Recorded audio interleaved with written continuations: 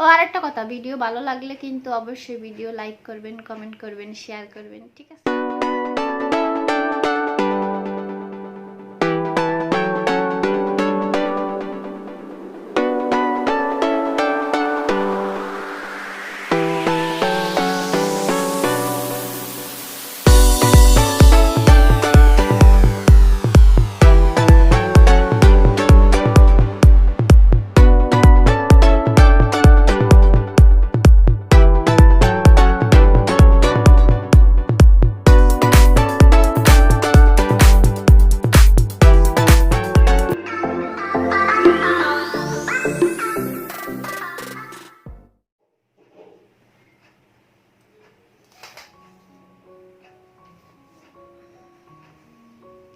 Hello everyone, আসসালামু আলাইকুম। আশা করি আপনারা একটি ভালোই আছেন আর আমিও আলহামদুলিল্লাহ ভালো আছি। আসলে অনেক দিন ধরেই একটা রিকোয়েস্ট পাইতে আছি যে আফা একটা ভিডিও বানান, অনেক দিন ধরে আপনি আপনার দেশের ভাষায় কথা কন না। ও তার আগে বললেন, এই যারা নতুন দেখতেছেন আমি হইলো গিয়ে মাদারীপুরের মেয়ে, তো মাদারীপুরের ভাষায় বলতেছি। এখন ওই যে বললাম যে অনেক ভিউয়ার্সরাই বলেন যে আপু দেশের ভাষায় একটা ভিডিও বানান, দেশের ভাষায় ভিডিও দিতেছেন না কেন? তো আসলে কি, যখন ভিডিও দেয় মাঝে মধ্যে মোর দেশি ভাই বোন মানে মাদারীপুরকে ভাই বোন যারা আছেন তারা কমেন্ট করে যে আপু আপনার তো মাদারীপুরের ভাষা হচ্ছে না, মাদারীপুরের ভাষা তো এরকম না, আপনার ভাষায় বরিশালের ভাষার টান বেশি আসে। তো আসলে এখন হ্যাঁ বলে গিয়ে কিছু কথা কইতেই হয় যে মেলা মানুষ আছে কি স্বীকার করতে চায় না মাদারীপুরের মানুষ যে হ্যাঁ হইলো গিয়ে মানে হ্যাঁ ভাষার লগে হইলো গিয়ে বরিশালকে ভাষার একটা মিল আছে। এই জিনিসটা অনেকে বিশ্বাস করতে চায়, মানে স্বীকার করে না, বিশ্বাস বলতে কি স্বীকার করতে চায় না। তো হাসা কথা কইতে গেলে কি যে মানে আমাদের ওই যে আহে না কথা দেখছেন, ওই যেটা কইতেছিলাম যে আমাগো ভাষার লগে বরিশালের ভাষার লগে অনেকটাই মিল আছে, যেহেতু পার্শ্ববর্তী এলাকা। এরপরে আমাগো দেশের মানুষের লগে বরিশালের মানুষের লগে অনেক মানে সম্পর্ক, যে বিয়ে শাদীর যে বিষয়টা সেগুলোও হয়, যার কারণে ভাষার একটা মিল আছে আর কি। তো যাই হোক, আজকে মানে হঠাৎ করে মাথায় আইলো যে আপনাগুলোকে দেশের ভাষা কথা কইবো এবং হের একটা ভিডিও বানাবো। ইচ্ছা ছিল ভাষার মাসে বানানোর জন্য, মানে ফেব্রুয়ারির মাসে, কিন্তু কেন জানো আর হেটা হইলো না। ঠিক আছে, তো যাই হোক চলেন আজকের ভিডিও শুরু করি তো দিছি আপনাগুলোকে আজকে একটু রান্না বাড়া শেয়ার করবো আর সারাদিন খুঁটিনাটি যে কাজ করি সেগুলোই শেয়ার করবো, ঠিক আছে? তো চলেন।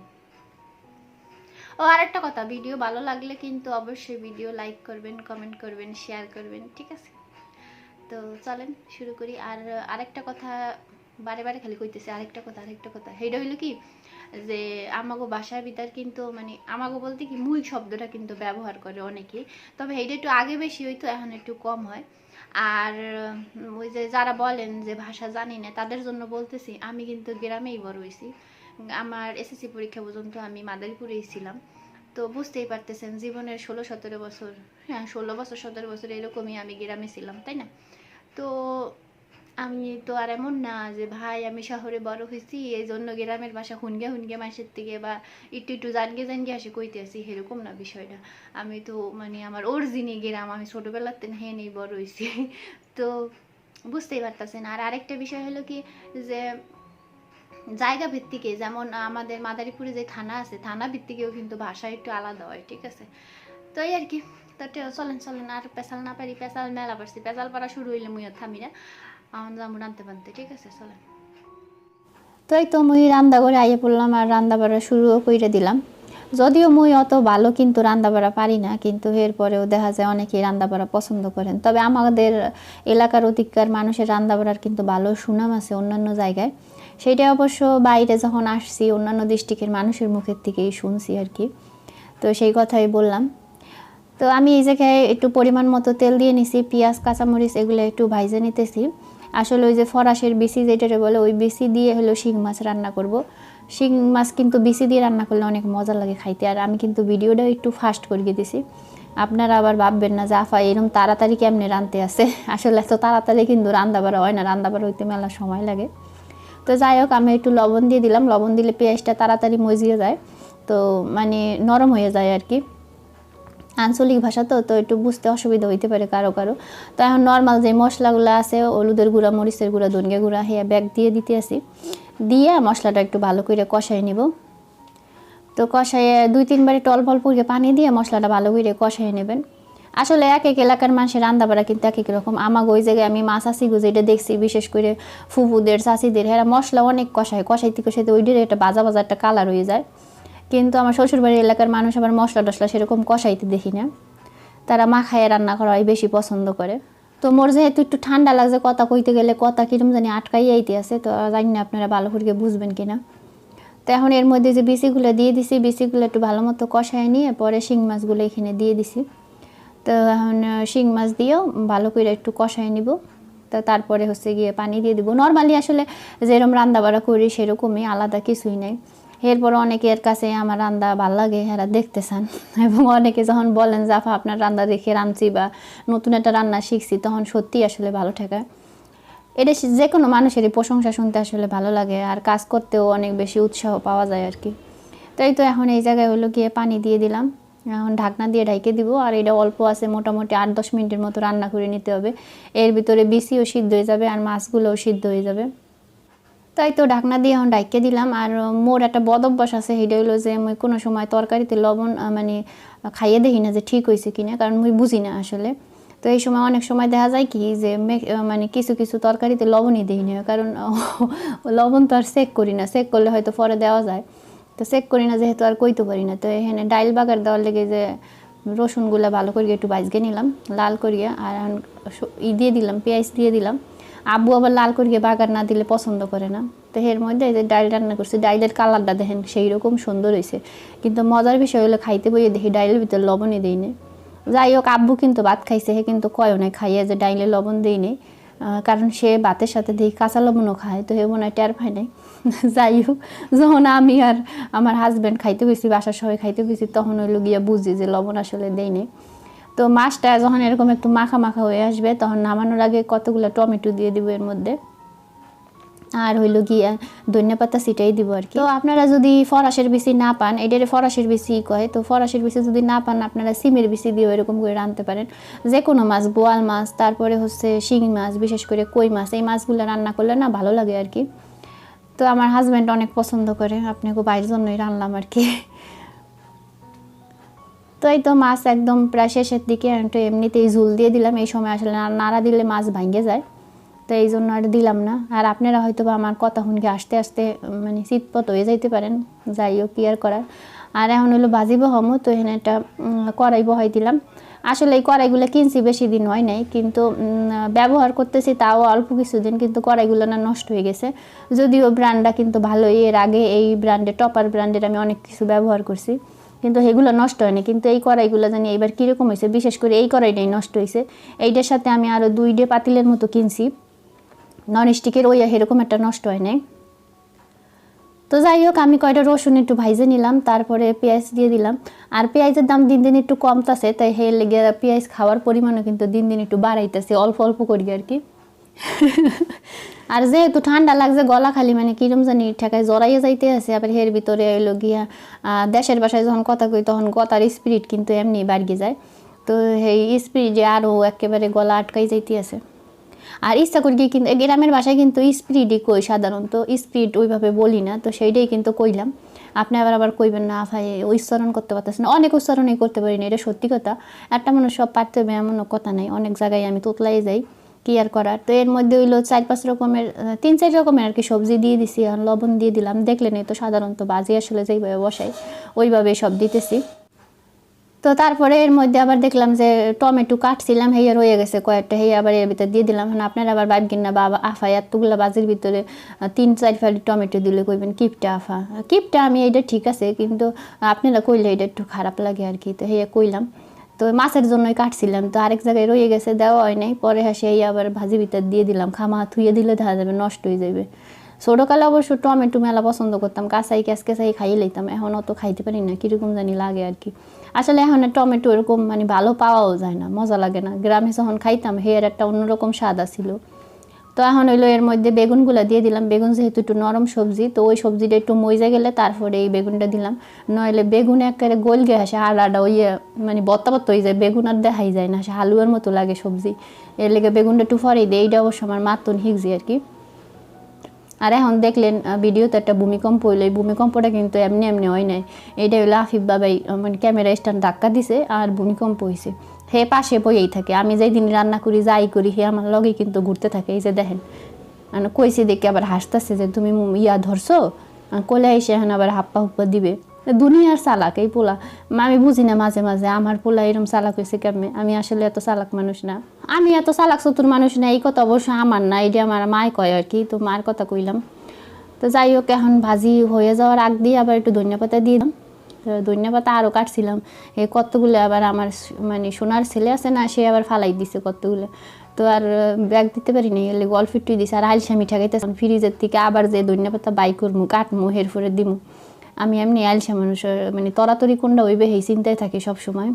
যাই হোক, আর এই যে হাফিফ বাবাইরে খাওয়াই দিলাম, মানে হে ঘুমাইতেছে।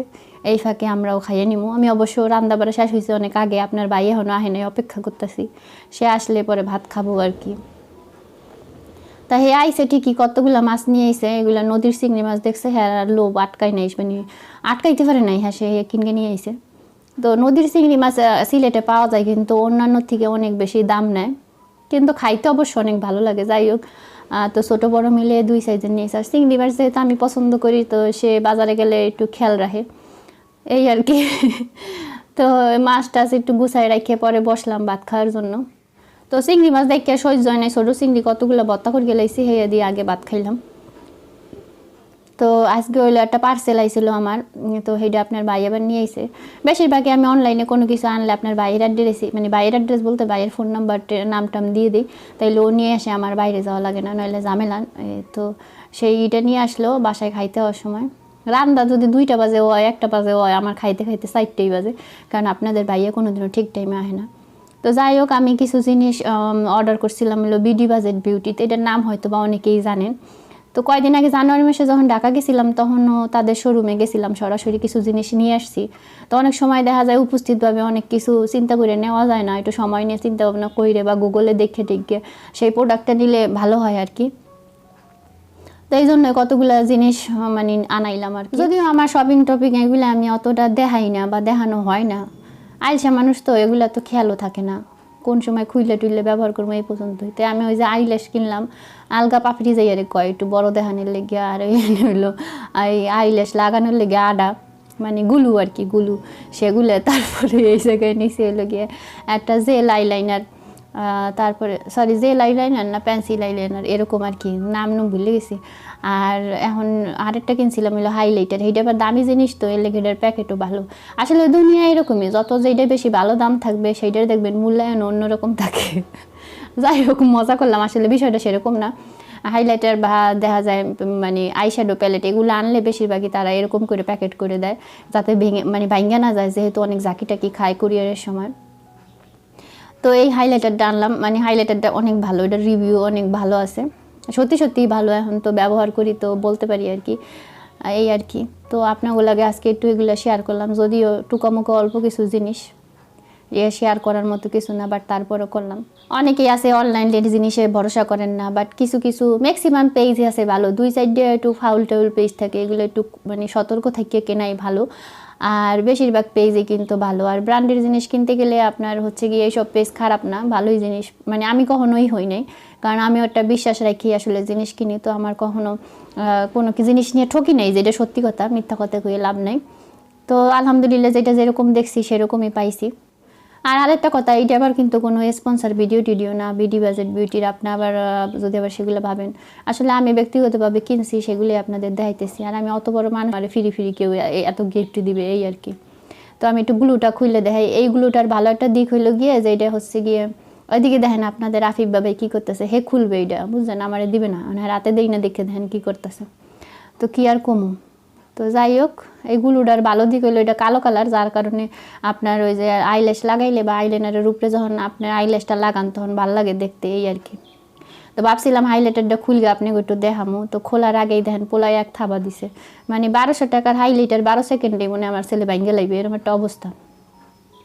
দেখছেন, পোলাপান ছোটো থাকলে ভালো, বড় হয় আর আস্তে আস্তে হেরা বেশি বুদ্ধিমান হয়ে যায়, এইটা নিয়ে যায় ওইটা নিয়ে যায়, আর কইলাম একটু হেমেলা চালাক। তো এটা আমার আর দেখাইতে দিতেছে না, ভাবছিলাম একটু আপনাকে সোয়াজ করিয়ে দেখামো, হে খালি বারবার নিয়ে যাইতেছে, এক ভিডিওর মধ্যে যে কয়বার নিছে আল্লাহ কইতে পারে। জাগা জিনিস টিনিস দেখানোর পরে আবার আমি সন্ধ্যার দিকে বসলাম একটু হাতের কাজ নিয়ে। আসলে পয়লা বৈশাখ আইসেই পড়তেছে আর সেইটার জন্য মানে একটু কাজটা শুরু করতে হবে। তো সেই আর আগেই দেখলাম আমার অনেক ক্লায়েন্টরা আমার আগেতেই বলতেছে আপু মানে অলরেডি অর্ডার করে অনেকে শাড়ি নিতে চাইতেছে। তো হলুদ একটা শাড়ি করছিলাম, আপনারা এত পছন্দ করছেন যা বলার বাইরে। পয়লা ফাল্গুনে যে শাড়িটা করছিলাম, তো সেই শাড়িটার মতো সেম শাড়ি একটা করতেছি, এইটা হলো গিয়ে লালের মধ্যে। তো আমার এক ক্লায়েন্টই আসলে বলে দিছে যে এইভাবে ওইভাবেই করতেছি, ক্লায়েন্ট বলবো না, ছোটো বোনই আসলে। তো যাই হোক ওর জন্য স্পেশালি করতেছি। আর আপনারা চাইলে এই শাড়িগুলো কিন্তু আমার পেজে আরও দেখতে পারেন বিভিন্ন ডিজাইনের। আমার পেজ লিঙ্ক ভিডিও ডেসক্রিপশন বক্সে দেওয়া থাকে। আমি অনেকবারই বলি, বাট তারপরে অনেকে পেজ খুঁজে পায় না। আমি পিন কমেন্টেও চেষ্টা করি পেজের লিঙ্ক দিয়ে দেওয়ার। তো যাই হোক আপনারা সেই জায়গা থেকে কিন্তু অন্যান্য শাড়িগুলো দেখতে পারেন বা নিতে চাইলে সেই বিষয়ে কথা বলতে পারেন, কারণ ইউটিউবে সাধারণত আমি এগুলো এতটা শেয়ার করি না, আর কমেন্টে অত কিছু ডিটেলস বলাও যায় না। এই জন্য আপনারা পেজে ঢুকলেই সবচেয়ে ভালো হয় আর কি। তো আপনার কাছে আবারও সরি করে নিতেছি, কথা কইতে গেলে কথা খালি আটকাই যাইতেছে। আমার একটু ঠান্ডা লাগছে আসলে, ওই যে শিমুল বাগান ঘুরতে গেছিলাম, ওই যে ধুলার থেকে ঠান্ডা লাগছে। ধুলায় আমার অনেক বেশি অ্যালার্জি, তো ধুলায় একবার ঠান্ডা লাগলে সেটি আমার যাইতে একটু সময় লাগে। ওষুধও খাইতেছি, এমন না যে ওষুধ খাইতেছি না। তো যাই হোক বেড়াইতে যাওয়ার মজা আর কি টের পাইতেছি, তাও সমস্যা নাই, আল্লাহর রহমতে পোলা, তারপর পোলার বাপে ভালো আছে, তো সেটাই শুক্রিয়া। যাই হোক, তো ওই শাড়িটা ছিল হলুদের মধ্যে, ফুলগুলো ছিল ম্যাজেন্ডা কালার, আর পাতাটাতে এই এক কালারে। পাতা তো সবুজই হয় সাধারণত, তাই না? পাতা তো আর লাল হয় না। তো কি আর করার, সেই সেম শাড়ি, খালি এইটার ফুলগুলো হইলো দিছি হইলো গিয়ে সাদা, কারণ যে আপু নিবে ওই আপু হইলো পয়লা বৈশাখের জন্য নিতেছে, তো লাল আর সাদার কম্বিনেশনে নিতেছে। তো এই শাড়িটা করার পরেও সেই রকম সুন্দর লাগছে, কারণ শাড়ির কালারটা একদম টকটকা সিঁদুর লাল, তো সেটার মধ্যে সাদা সাদা ফুল আর সবুজ পাতা, খুবই সুন্দর লাগছে করার পরে। তো রাত্রেবেলা আমার পোলার বাপে আইসা পড়ছে, তো পোলা এখন বাপের সাথে একটু খেলতেছে। তো বাপেও বল মারে, দেয়ালে দেখাইতেছে, সেও মারতেছে। আর আমার মানে আমরা যে বাসায় থাকি সেই বাসায় এই পাশে দেয়ালটাই না কেন যেন নষ্ট হয়েছে, একদম বিছানার পাশে। অবশ্য ওই পাশে তো বাথরুম, যার কারণে ওই পানির লাইনের জন্য হয়তো বা এই দেয়ালটা একটু ড্যাম হয়ে গেছে, রঙও নষ্ট হয়ে যায়, উঠে যাইতেছে কীরকম জানি, ভালো দেখা যায় না আসলে। আমার কাছে মনে হয় কি, ঘরের রং যদি সুন্দর না থাকে তখন কিন্তু যত সুন্দরই ঘর হোক আর যত কিছু দিয়ে আপনি সাজান না কেন, এই ঘর ভালো দেখে না, মানে আমার এটা ফিল হয়। আর রং ভালো হইলে আপনি নর্মাল জিনিস দিয়ে সাজাইলেও ঘর অনেক সুন্দর দেখা যায়। তো যাই হোক, বাড়া বাসা কিছু তো আর করার না, এটা তো আর আমার নিজেকে বাসা না। তো শাড়ি আঁকা কি শেষ, মোটামুটি 2-3 দিন বইয়ে টুকটুক করে রাখছি, এর কিছু অংশ আপনাকে দেখাইলাম। আর শাড়ি আঁকার পরে যেই খাটনিটা করতে হয়, সেই খাটনিটার জন্য আপনার বাইরে বসাইছি। 2-1টা শাড়ি করছিলাম, তো দেখতেই পারতেছেন প্লাস্টিকের কি অবস্থা। তো হে আপনার ভাই আবার একটু গোশকে উড়ে দিতেছে, কারণ আঁকা আঁকি হইলো নরম হাতের কাম, হে আমি করতারি, কিন্তু এইগুলাই যে গোশকে উড়ান গেছে কি কষ্ট, এই করার কথা মনে উঠলে আর শাড়ি আঁকতে ইচ্ছে করে না। যাই হোক, তো সেগুলি আবার আপনার বাইরে একটু করে দিতেছে। আর ঘরে আসলে ওইভাবে জাগাও নেই যে বড় ফ্রেম পাইটকে হাসে কাম করবো। তো যাই হোক, আরেকটা সারপ্রাইজ আবার আপনার ভাই আওয়ার সময় নিয়ে এলো, সেটা হলো আফিফের জন্য ছিল, সেইটাও ভাবলাম আপনাদেরকে একটু দেখাই। দেখেন পোলা কি পাকনা, নিজে নিজেই গিফট খুলতে পারে এখন, মাশাল্লাহ। তো আমরা কয়েকদিন আগে সাদা পাথরে কিন্তু ঘুরতে গেছিলাম, মানে সিলেটের বোলাগঞ্জে যে সাদা পাথর, সেইটা অলরেডি অনেকে হয়তো ব্লগটা দেখছেন, আর না দেখলে আমি এখন আই বাটনে দিয়ে দিতেছি, আপনারা দেখে নিতে পারেন। তো সেই ট্যুরটায় আমরা মূলত একটা গ্রুপ থেকে গেছিলাম সিলেটের। তো সেই গ্রুপ থেকেই আফিফরে একটা গিফট দিছে, কারণ আফিফ হলো তাদের সেই ট্যুরের সবচেয়ে ছোট ট্রাভেলার ছিল, সেই জন্য মানে 2019 সালে আফিফই সবচেয়ে ছোট মানুষ যে তাদের সাথে গ্রুপে আর কি ঘুরতে গেছে। তো আমরা ওইটা মেবি নভেম্বর ডিসেম্বরের দিকে মনে গেছিলাম, আমার ঠিক মনে নাই। তো যাই হোক, ওই সময়টাই গেছিলাম। তো ওই সময় আফিফ আরও ছোটো আসিল, আর আফিফ মগ খুলকে এইটা মুখে দিয়ে খাওয়া শুরু করছে, মানে হ্যাঁ বোঝে যে এইটা দিয়ে আসলে পানি পুনি কিছু একটা খাইতে হইবে। তো গ্রুপের নাম হচ্ছে ট্রাভেলার্স অফ সিলেট, সিলেটের অনেক নাম করা মানে স্বনামধন্য গ্রুপই। আর বিশেষ করে ভাইয়া অনেক আন্তরিক ছিল, আফিফরে প্রচণ্ড আদর করছে, তো সেটা না বললেই না। তো অনেকটা সময় ভাইয়ের কোলেও আফিফ ছিল, তো ভাইয়ারে অনেক ধন্যবাদ যদি সে ভিডিও দেখে আর কি। তো আফিফ সেই গিফট পাইয়া সেও ভীষণ খুশি, কতক্ষণ সেটা দিয়ে খেললে টেললে, তারপর আবার রাখা অন্য কাজ নিয়ে সে ব্যস্ত। বাচ্চারা আসলে যেরকম হয় সাধারণত, একটা জিনিস পাইলে সেটা খুব খুশি হয়, পরে আবার অন্য জিনিস নিয়ে ব্যস্ত হয়ে যায়। তো এই যে তাদের গ্রুপের নামও আছে, তারপরে আফিফের নামও দেখতে পারতেছেন। তো মোটামুটি অনেক দিন পরে আপনাগুলোকে একটা ডেইলি ব্লগ শেয়ার করলাম। আসলে আমি যেহেতু হাতের কাজের ভিডিও দেই, রান্নাবান্নার ভিডিও দিই, বিভিন্ন ধরনের ভিডিও দিই, যার কারণে ডেইলি ব্লগগুলো ওইভাবে আসলে আসে না। তো দেখা যায় যখন ঘুরতে টুরতে যাই ওই সময় ভিডিও করি, সেই ভিডিওগুলোই দিই। আর বেসিক্যালি হাতের কাজ করতে গেলে সারাদিনের মানে ব্লগগুলো করা যায় না, একটু কষ্ট হয়ে যায়। তো ওই লাল যেই শাড়িটা দেখছেন এই শাড়িটা মানে রোদ্রে দিছিলাম, তারপরে এটা হচ্ছে গিয়ে অবস্থা। ফাইনালি দেখেন শাড়িটা কেমন লাগতেছে। তো যাই হোক, সবাই ভালো থাকুন, সুস্থ থাকুন, দেখা হইব নতুন ভিডিওতে। সেই পর্যন্ত সবাই ভালো থাকবেন আর আমাকে লিগেও দোয়া করবেন যাতে আল্লাহ আমাদের ভালো রাখে, সুস্থ রাখে। আর আজকের কথা বুঝতে কষ্ট হইলে আমি আন্তরিকভাবে দুঃখিত। আর যারা বুঝছেন বা খুশি হয়েছেন বা এরকম ভাষায় আরও ভিডিও দেখতে চান তারা অবশ্যই কমেন্ট করে জানাবেন। আর মাদারীপুরের যে ভাই বোনরা আছে সবার জন্য আমার অনেক অনেক ভালোবাসা রইল, স্পেশালি যেহেতু দেশের ভাই বোন। তো ভালো থাকুন সবাই, দেখা হবে নতুন ভিডিওতে। সেই পর্যন্ত আল্লাহ হাফেজ।